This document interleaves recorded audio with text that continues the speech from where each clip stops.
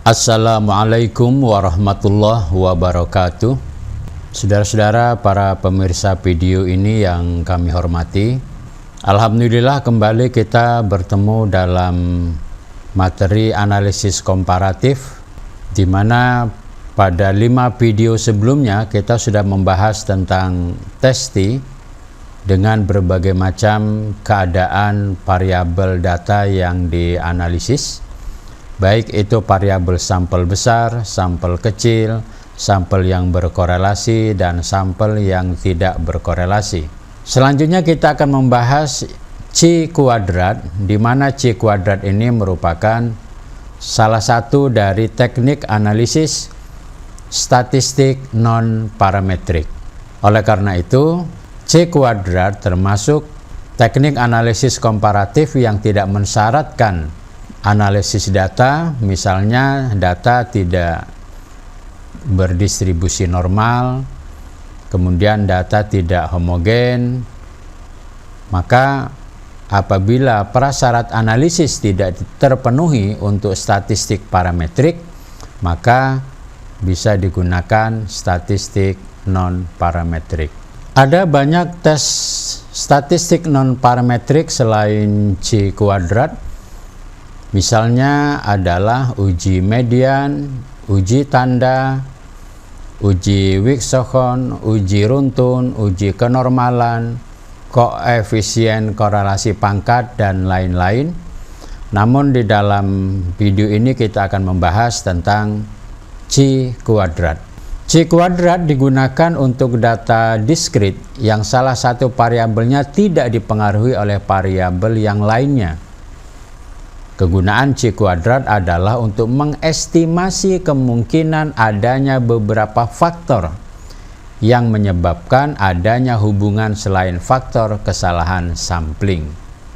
Oleh karena itu, C kuadrat semata-mata menilai probabilitas untuk memperoleh perbedaan frekuensi yang nyata dengan frekuensi yang diharapkan atau frekuensi teoretik dalam kategori-kategori tertentu sebagai akibat kesalahan sampling.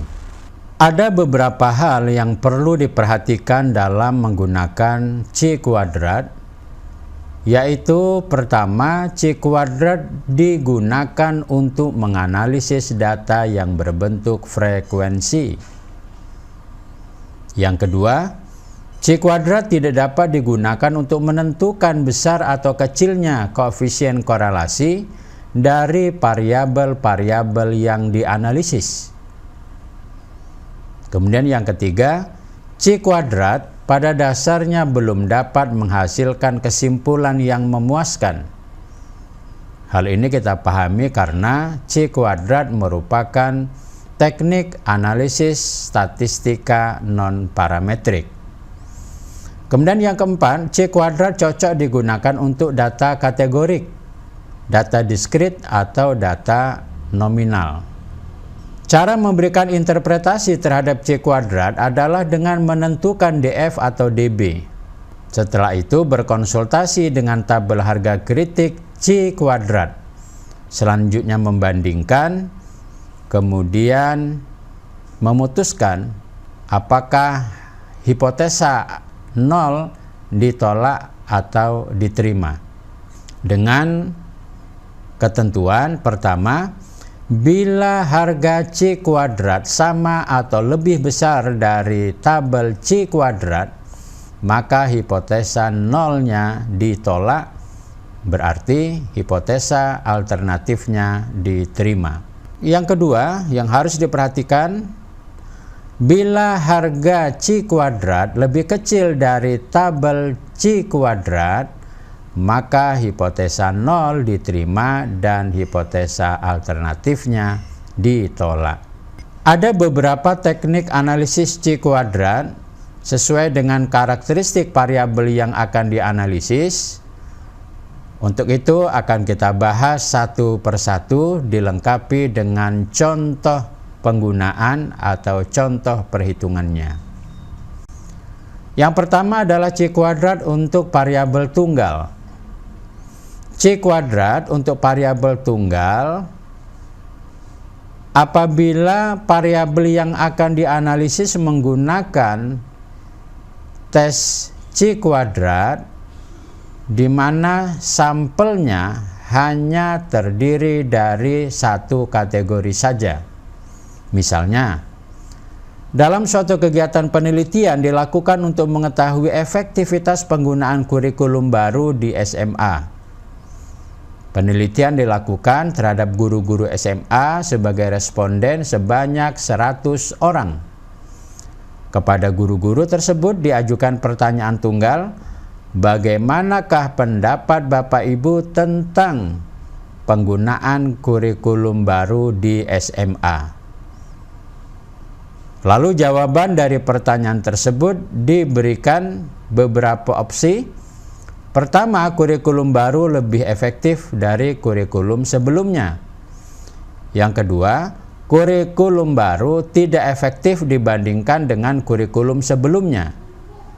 Yang ketiga, kurikulum baru dan kurikulum lama sama-sama efektif. Dan yang keempat, tidak memberikan jawaban. Lalu jawaban responden tersebut ditabulasikan dalam bentuk tabel seperti di bawah ini. Inilah jawaban dari guru-guru sebagai responden untuk mengetahui apakah kurikulum baru itu lebih efektif atau tidak. Untuk menguji hipotesis tersebut digunakan analisis statistik C kuadrat. Adapun proses perhitungan analisis C kuadrat adalah sebagai berikut. Pertama adalah menghitung harga C kuadrat dengan cara menyiapkan tabel perhitungan C kuadrat. Tabelnya seperti di bawah ini. Nah, ini adalah opsi jawaban. Ada 1, 2, 3, dan 4. Lalu jawaban responden ini 60, 34, 42, dan 4. Lalu ditambah kolom FH.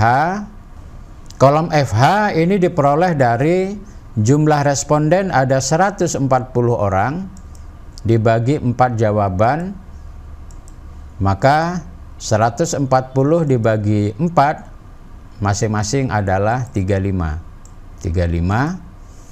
Kemudian dari tabel ini selanjutnya kita hitung K kuadrat atau C kuadrat. Ini rumusnya. Setelah kita masukkan, jadi seperti ini. Ini jawaban pertama, 60 kurang 35. 35 adalah FH. Kemudian 34 kurangi 35, 42 kurangi 35, 4 kurangi 35 per 35 FH-nya. Kemudian setelah dikuadratkan dapatlah seperti ini. Maka diperolehlah hasil akhir dari koefisien C kuadrat adalah 46,743. Langkah selanjutnya adalah memberikan interpretasi terhadap harga C kuadrat. Pertama, menghitung DB atau DF, di mana rumusnya adalah B dikurang 1. Jadi B-nya adalah 4, kemudian dikurang 1 sama dengan 3. Lalu dengan DF3 dilihat tabel, diperolehlah taraf signifikan 5% 7,82 dan taraf signifikan 1% 11,34. Berikut adalah tabel nilai C kuadrat pada buku tersebut, terletak pada lampiran ke-6. Kita lihat di sini. Dengan DF3 diperoleh 5% 7,82 dan 1% 11,32. Ini besarnya DF. Dari DF1 sampai DF sama dengan 30. Langkah selanjutnya adalah membandingkan antara koefisien C kuadrat dengan tabel C kuadrat. Maka dengan C kuadrat 46,743 jauh lebih besar dari harga kritik C kuadrat 5% 7,815 dan 1% 11,345. Dengan demikian, hipotesa nihil yang menyatakan tidak terdapat perbedaan antara frekuensi observasi dan frekuensi harapan ditolak. Sehingga yang diterima adalah hipotesa alternatif, yang berarti ada perbedaan yang signifikan atau yang meyakinkan antara frekuensi observasi FO dan frekuensi harapan FH. Kesimpulan dari hasil analisis di atas adalah terdapat perbedaan frekuensi observasi dengan frekuensi harapan terhadap efektivitas penggunaan kurikulum baru pada guru-guru SLTA. Jadi ada perbedaan frekuensi observasi dan frekuensi harapan pada guru-guru SLTA terkait dengan penggunaan kurikulum baru. Demikian, terima kasih atas perhatiannya. Lebih dan kurang mohon maaf. Sampai jumpa pada materi video kedua, yaitu C kuadrat untuk tabel 2x2. Lebih dan kurang mohon maaf. Sampai jumpa. Assalamualaikum warahmatullahi wabarakatuh.